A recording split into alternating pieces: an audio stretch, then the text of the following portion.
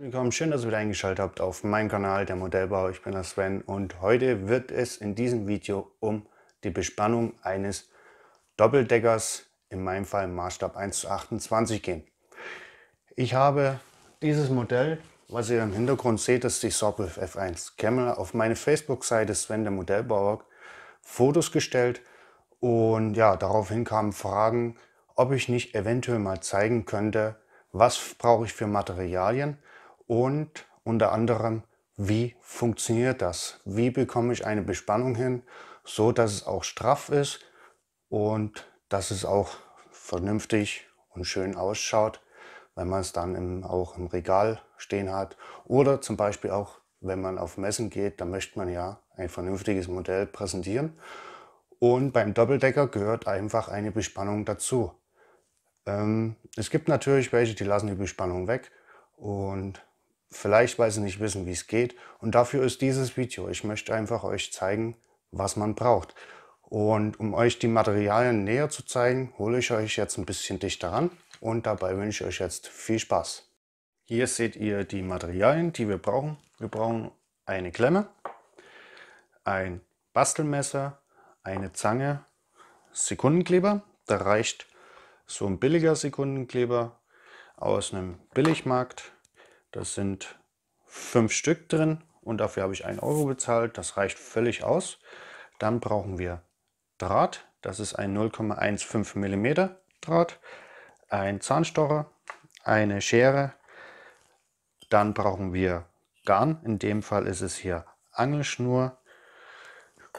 Dann brauchen wir ein Metalllineal und wir brauchen Messingrohre. Da habe ich hier einmal 0,6 mal 0,4 mm und einmal 0,5 mal 0,3 mm. Kosten pro Einheit liegt bei ca. 6 bis 8 €. Um mit der Bespannung beginnen zu können, brauchen wir solche kleine Ösen. Hier sieht man sie schön. Und wie macht man die? Dafür brauchen wir den Zahnstocher, den Draht, die Zange und das Bastelmesser. Als erstes schneiden wir uns hier von diesem Draht ein kleines Stück ab.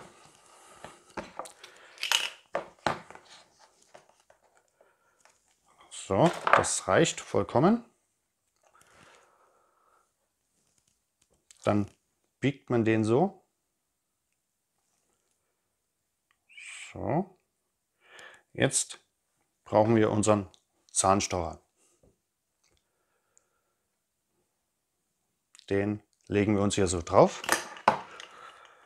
Und jetzt nehmen wir unsere Zange und zwirbeln das uns hier zusammen.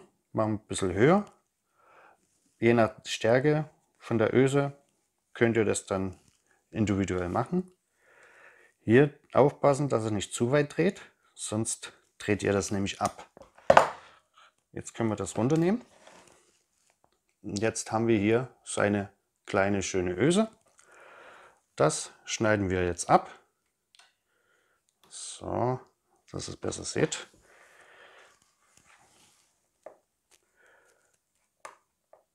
So.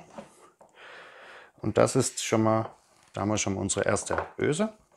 Und das Ganze wird natürlich dann mit unserem Sekundenkleber eingeklebt. Und da ihr ja mehr solche Ösen braucht, einfach in so einen Deckel reinlegen und dann könnt ihr euch auch nicht wegkommen und dann könnt ihr die immer schön rausnehmen.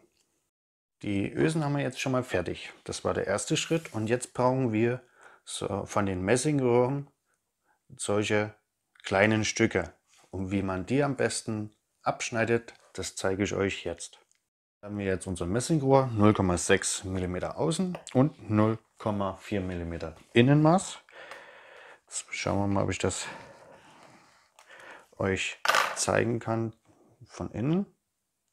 Also sehr dünn. Und jetzt brauchen wir unser Metalllineal und da wollen wir jetzt 0,4 mm abschneiden. So.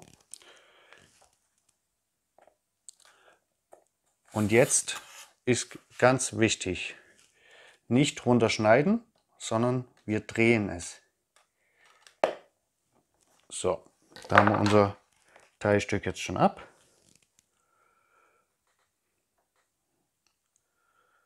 Ja, also so klein ist das jetzt.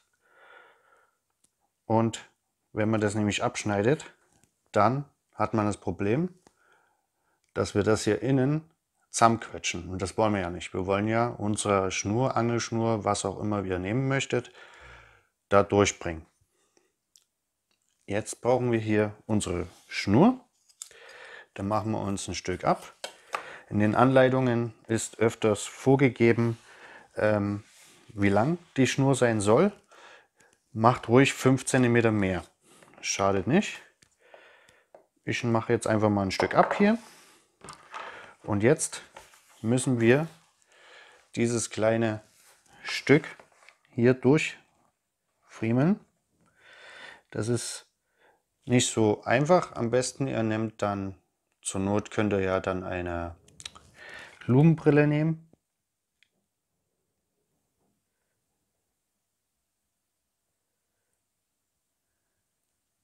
Ich habe das jetzt ohne Lupenbrille gemacht. Und dann ist das so durch. Und wenn ihr das durch habt, macht ihr, also ihr habt das schon an der Öse befestigt, mit einem leichten Knoten, mit Sekundenkleber auch schon festgemacht. Dann schiebt ihr das einfach nur an diese Öse ran quasi und macht das genauso mit Sekundenkleber fest. Um jetzt die Spannung drauf zu bekommen, dann machen wir das kurz ab, nehmt ihr die Klemme und die lasst ihr dann so runterbaumeln. Und das habt ihr schon mal die erste Spannung drauf und das macht ihr mit all den anderen Verspannungsschnuren genauso. Und ja, das mehr ist da eigentlich gar nicht so zu sagen. Materialien wisst ihr jetzt. Die Messingröhre nicht runterschneiden, sondern runter drehen, also in einer drehenden Bewegung schneiden. Und ja, genau. Jetzt zeige ich euch das nochmal, wie das Ganze an dem Modell ausschaut. Also hier seht ihr die komplette Bespannung. Hier kann man jetzt nochmal schön sehen, hier habe ich die Ösen angebracht. Na, Fokus, wo bist du? Will nicht. Also, hier sind die Ösen und darin habe ich das dann hier hochgezogen. Und hier oben ist auch nochmal eine Öse. Hier, Fokus, sage mal.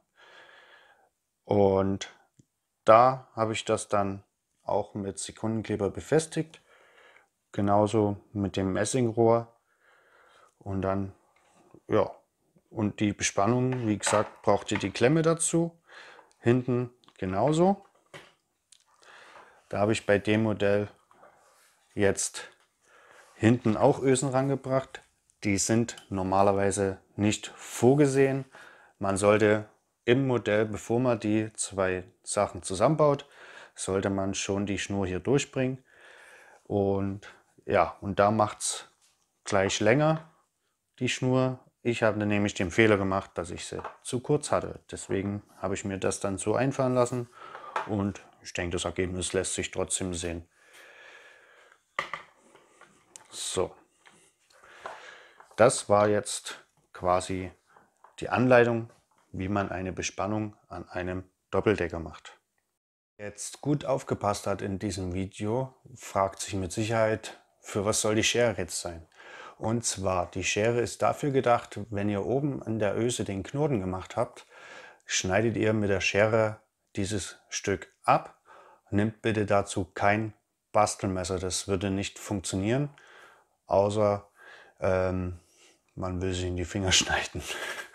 Nee, nimmt dazu die Schere auf jeden Fall. Und nochmal für die To-Do-Liste, was ihr da alles nochmal benötigt. Ihr braucht die Klemme, ein Lineal, die Schere, die Messingrohre, eine Zange, Draht, Angelschnur oder dergleichen. Und auf jeden Fall viel Spaß und viel Mut. Was heißt Mut? Einfach probieren, ihr schafft das, das weiß ich. Ich habe es auch geschafft. Für mich war es das erste Mal und es schaut echt super aus. Und deswegen bin ich der Meinung, es kann jeder schaffen. Und wenn ich wieder einen Doppeldecker baue, zeige ich euch das dann gerne an einem Modell, wie ich das dann direkt verbaue. Und ja, ich hoffe, ich konnte euch damit ein bisschen helfen, die Bespannung an einem Doppeldecker zu machen. Und ja, über Kommentare würde ich mich riesig freuen. Schreibt mir mal eure Erfahrungen, was ihr gemacht habt und ob ihr das schon ausprobiert habt. Und ja, neue Abonnenten wären natürlich auch schön. Und ja, ich wünsche euch jetzt auf jeden Fall noch einen schönen Tag, eine schöne Zeit.